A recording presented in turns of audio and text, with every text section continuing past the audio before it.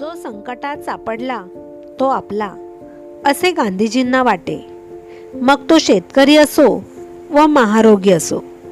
चंपारण्यामध्ये महात्मा गांधीजींच्या बरोबर एक महारोगी सत्याग्रही होता. संध्याकाळ झाली. सत्याग्रही शिबिरात परत येऊ लागले. सर्व लोक शिबिरात पोहोचले. रात्री प्रार्थना सुरू झाली. बापूजींनी चोहोकडे पाहिले तर त्यांना तो महारोगी सत्याग्रही दिसेना. त्यांनी चौकशी केली. त्यांना समजले की चालता येत नसल्याने तो वाटेतच थांबला आहे. गांधीजी लगेच उठले व त्याला शोधायला निघाले. वाटेत तो सत्याग्रही भेटल्यावर बापूजी म्हणाले, "अरे, चालताना दमलास तर मला का नाही सांगितलेस? मी थांबलो असतो तुझ्यासाठी." त्याच्या रक्ताळलेल्या पायांना बापूजींनी फडकी बांधली व त्याला छावणीत आणले.